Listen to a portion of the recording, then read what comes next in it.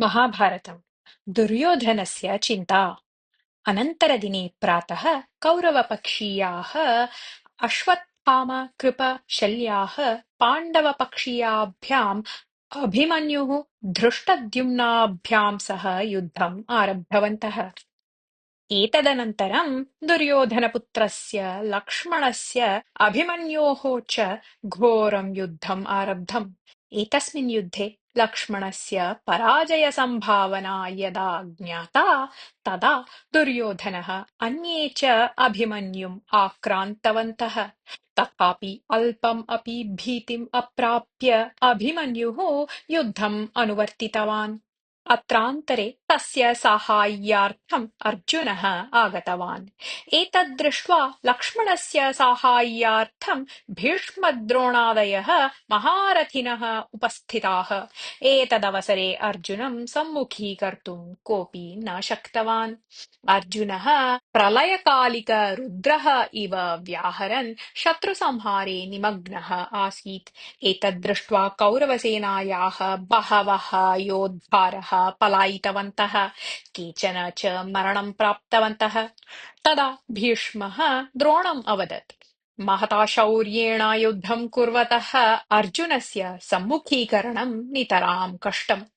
तस्मात् भीतां पलायनरताम् अस्मत्सेनाम् अद्य वयं प्रायः प्रत्यानेतुं न शक्नुयाम।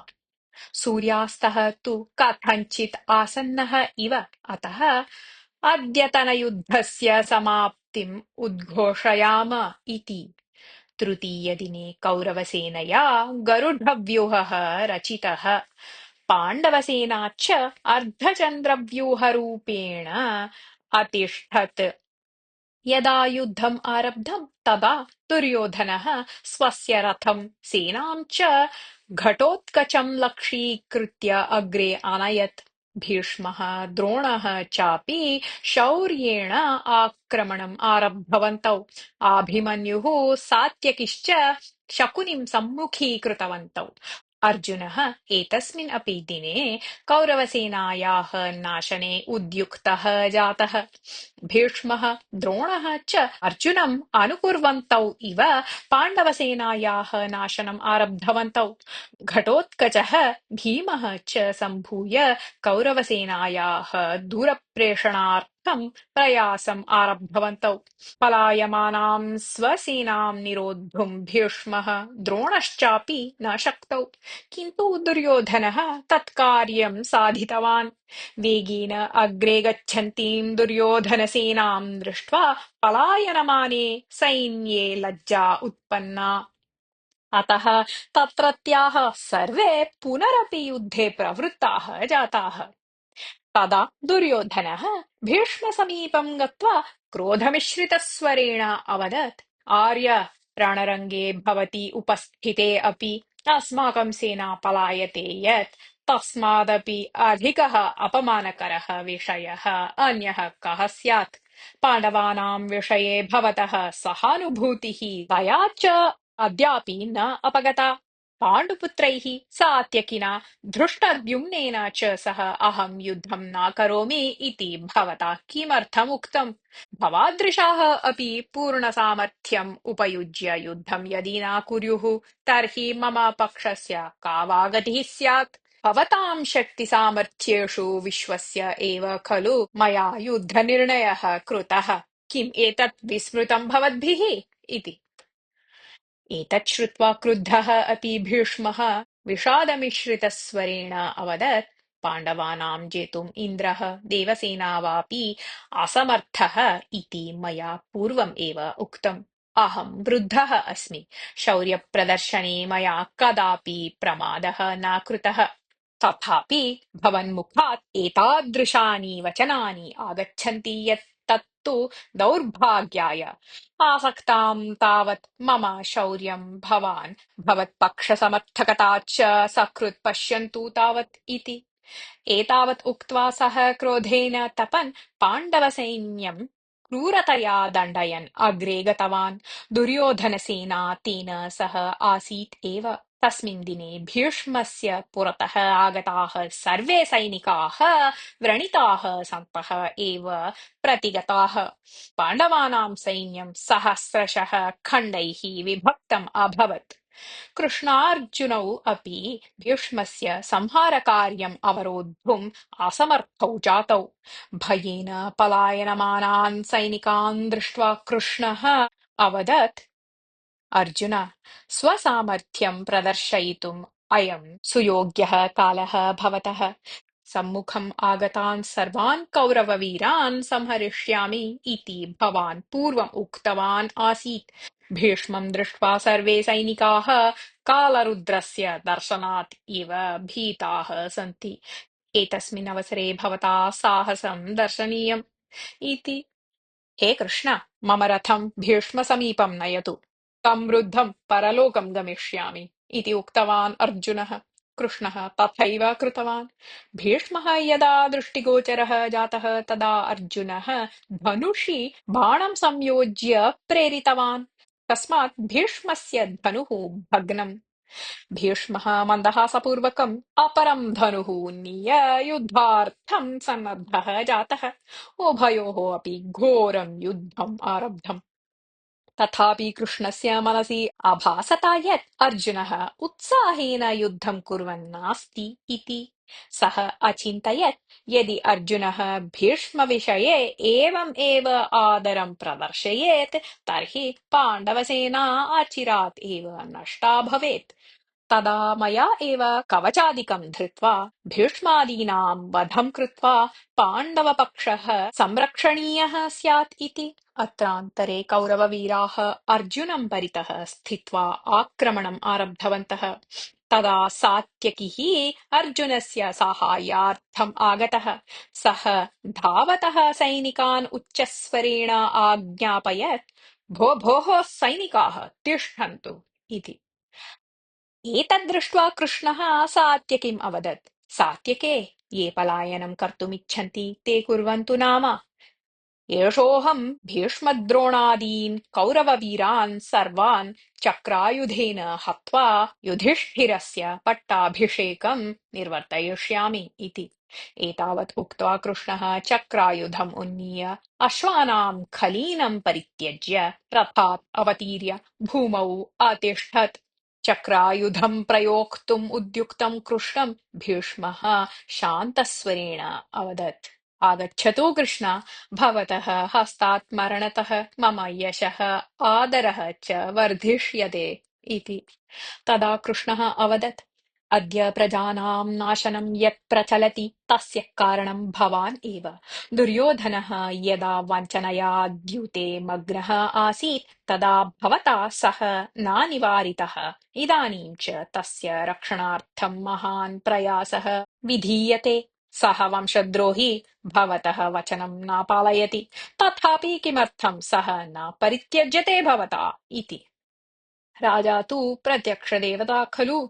भीष्मः अवदत्, किं यादवैः कंसः न परित्यक्तः? यस्य बुद्धिः विपरीता भवति तस्य विनाशः निश्चितः। तादृशस्य त्यागः एव उचितः इति अवदत् कृष्णः। अत्रान्तरे अर्जुनः रथात् अवतीर्य कृष्णस्य हस्तौ गृहीत्वा वदत्, कृष्ण, शान्तः भवतु कृपया। भवतः ऋते पाण्डवानां संरक्षकः नास्ति अन्यः। मया यत् प्रतिज्ञातं तत् करिष्यते एव। अहं मित्राणां बन्धूनां सहोदराणां च नाम्ना प्रतिजाने यत् सर्वेषां कौरवाणां नाशनं करिष्यामि एव इति। एतत् श्रुत्वा सन्तुष्टः कृष्णः सुदर्शनप्रयोगचिन्तनं परित्यज्य प्रतिगत्य रथे उपविष्टवान्। खलीनानि हस्ते गृहीत्वा शङ्खनादं कृतवान् सः। अनन्तरक्षणे एव अर्जुनः घोरं युद्धम् आरब्धवान्। भीष्मः, भूरिश्रवाः, शकुनिः इत्यादयः तस्य बाणैः आहताः अभवन्। अर्जुनस्य बाणानां प्रहारतः बहूनां रथाः विनष्टाः, अश्वगजादयः च व्रणिताः जाताः। अचिरात् एव विराटद्रुपदादयः अपि अर्जुनस्य साहाय्यार्थम् आगताः। समग्रं रणरङ्गं शवानां राशिभिः पूर्णं जातम्। रक्तप्रवाहः एव तत्र दृष्टः। अर्जुनः ऐन्द्रस्य प्रयोगं कृत्वा भीष्म, द्रोण, दुर्योधनादीन् कौरवपक्षीयान् असङ्ख्यान् सैनिकान् च व्रणितान् कृतवान्। पाण्डवपक्षस्य विजयः घोषितः। तस्मिन् दिने अर्जुनः स्वस्य अपूर्वं पराक्रमं प्रदर्श्य कौरवाणां मुखे चिन्तारेखां जनितवान्। युधिष्ठिरः तस्य दिनस्य युद्धस्य समाप्तिं घोषयित्वा शिबिरं प्रतिगतवान्। चतुर्थे दिने कौरवसेनाधिपतिः भीष्मः महता क्रोधेन एव रणरङ्गं प्रविष्टवान्। दुर्योधनः, भीष्मः, बाह्लिकः इत्यादयः तम् अनुसृतवन्तः। तस्मिन् दिने पाण्डवसेनायाः अग्रणीत्वम् अर्जुनः निर्वहन् आसीत्। भीष्मार्जुनयोः नायकत्वेन युक्ते कौरव-पाण्डवसैन्ये युद्धस्य आरम्भः अकुरुताम्। द्रोणः, कृपः, शल्यः, विविंशतिः, दुर्योधनः, अन्ये केचन कौरववीराश्च सम्भूय अर्जुनम् आक्रान्तवन्तः। अत्रान्तरे अभिमन्युः तत्र आगत्य तान् सर्वान् सम्मुखीकृतवान्। अर्जुनाभिमन्युसाहाय्यार्थं धृष्टद्युम्नः अग्रे आगतवान्। सः साम्यमनामकस्य पुत्रं बाणप्रहारेण मारितवान्। ततः शल्यः धृष्टद्युम्नस्य सम्मुखीकरणार्थम् आगतः। उभयोः अपि घोरं युद्धं प्रवृत्तम्। घण्टानन्तरम् अभिमन्युः शल्येन सह युद्धम् आरब्धवान्। तदा शल्यस्य साहाय्यार्थम् आगताः दुर्योधनः, दुःशासनः, दुर्धर्षणः, दुःसहः, दुर्मुखः, चित्रसेनः इत्यादयः वीराः सम्भूय अभिमन्योः उपरि आक्रमणं कृतवन्तः।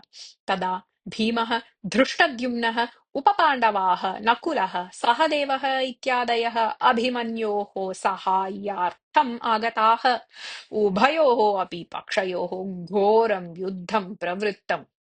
एतस्मिन् युद्धे भीमः गदाम् उन्नीय शल्याभिमुखं गतवान्। एतद्दृष्ट्वा दुर्योधनः गजसेनाम् अग्रे प्रेरितवान्। भीमः सिंहगर्जनं कुर्वन् रथात् अवतीर्य गदां भ्रामयन् गजानां वधम् आरब्धवान्। अन्ये पाण्डवपक्षीयाः वीराः तस्य पृष्ठतः तिष्ठन्तः तस्य साहाय्यं कृतवन्तः। एतस्मिन् युद्धे अनेके गजाः, गजारूढाः वीराः च मारिताः अभवन्। सा गजसेना मागधीया स्वसैन्यस्य नाशनं दृष्ट्वा क्रुद्धः मागधः ऐरावतसदृशं गजम् आरुह्य अभिमन्युसमीपम् आगतवान्। अभिमन्युः तस्य गजं व्रणितं कृत्वा मागधं बाणप्रहारैः मारितवान्। भीमः तु गदाप्रहारेण निरन्तरं गजसेनां नाशयन् आसीत्। भीमस्य प्रहारात् भीता गजसेना परिवृत्य धावन्ती बहूनां कौरवसैनिकानां मरणस्य कारणं जातः। एताम् उभयविधहानिं रोद्धुं कृताः कौरवाणां सर्वे प्रयत्नाः विफलाः। पाण्डववीरेषु अन्यतमः सात्यकिः महता पराक्रमेण युद्धं करोति स्म। तं सम्मुखीकर्तुं कौरवपक्षीयेषु कस्यापि धैर्यं न भवति स्म। अतः सः निरन्तरं कौरवसेनायाः नाशनम् आरब्धवान्। तदा भूरिश्रवाः सात्यकेः पुरतः आगत्य युद्धम् आरब्धवान्। किन्तु अल्पे एव काले सात्यकिः तं व्रणितं कृतवान्। अतः भूरिश्रवाः ततः पलायितवान्। तस्मिन् दिने भीमस्य शौर्यं सर्वत्र विराजते स्म। सः धृतराष्ट्रपुत्रान् सुषेण, जलसन्ध, वीरबाहु, भीमरथ, सुलोचनादीन् एकैकशः मारितवान्। तदा भीताः अन्ये धृतराष्ट्रपुत्राः भीताः सन्तः रणरङ्गात् पलायितवन्तः। एतद्दृश्यं दृष्ट्वा नितरां क्रुद्धः भीष्मः स्वपक्षीयान् महारथिनः आज्ञापितवान्। सर्वे सम्भूय भीमम् आक्रमन्तु इति। एतत् श्रुत्वा नरकासुरपुत्रः भगदत्तः एकं मदोन्मत्तं गजम् आरुह्य भीमस्य दिशि गतवान्। तदा अभिमन्युप्रभृतयः बाणवर्षणेन भगदत्तस्य गमनं निवारितवन्तः। एतदवसरे भगदत्तस्य गजः व्रणितः। तथापि गजम् अग्रे प्रेरयन् भीमसमीपं गतः भगदत्तः बाणप्रयोगेण एकेन भीमं विसंज्ञं कृतवान्। एतद्दृष्ट्वा क्रुद्धः घटोत्कचः स्वस्य गजम् आरुह्य भगदत्तस्य दिशि गतवान्। भगदत्त घटोत्कचयोः युद्धे घटोत्कचस्य एव सामर्थ्यम् अधिकं दृष्टम्। कौरवपक्षीयाः चिन्तितवन्तः यत् अद्य भगदत्तस्य मरणं निश्चितम् इति। अतः तस्य साहाय्यार्थं द्रोणदुर्योधनादयः आगताः। घटोत्कचस्य साहाय्यार्थम् अपि पाण्डववीराः आगतवन्तः। घटोत्कचस्य युद्धकौशलं दृष्ट्वा भीष्मः द्रोणम् अवदत्, एषः वीरः बालकः अपूर्वेण पौरुषेण युद्धं कुर्वन् अस्ति। तस्य रक्षणार्थम् अपि बहवः पाण्डवाः सन्ति। अस्मत्पक्षीयाः सर्वे श्रान्ताः सन्ति। अतः अद्यतनयुद्धस्य समाप्तिं घोषयाम इति। एषः प्रस्तावः सर्वैः कौरवपक्षीयैः अङ्गीकृतः। अतः घटोत्कचस्य पुरतः स्थिताः वीराः एकैकशः ततः निर्गताः। तदा पाण्डवपक्षीयाः शङ्खनादं कृत्वा हर्षं प्रकटयन्तः स्वशिबिरं प्रति गतवन्तः। सर्वेषां निर्गमनस्य अनन्तरं दुर्योधनः स्वभ्रातॄणां मरणं संस्मरन् अश्रूणि मोचितवान्। सञ्जयस्य मुखात् युद्धस्य समग्रं विवरणं श्रुत्वा धृतराष्ट्रः अवदत्, सञ्जय, युद्धस्य परिणामं चिन्तयतः मम हृदयं कम्पते। मम पुत्राणां पराजयं मरणं वा अहं श्रोतुं सर्वथा न इच्छामि। अतः पाण्डवानां नाशः यथा स्यात्, मम पुत्राणां च विजयः यथा स्यात्, तथा कमपि उपायं सूचयतु कृपया इति अनुवर्तते।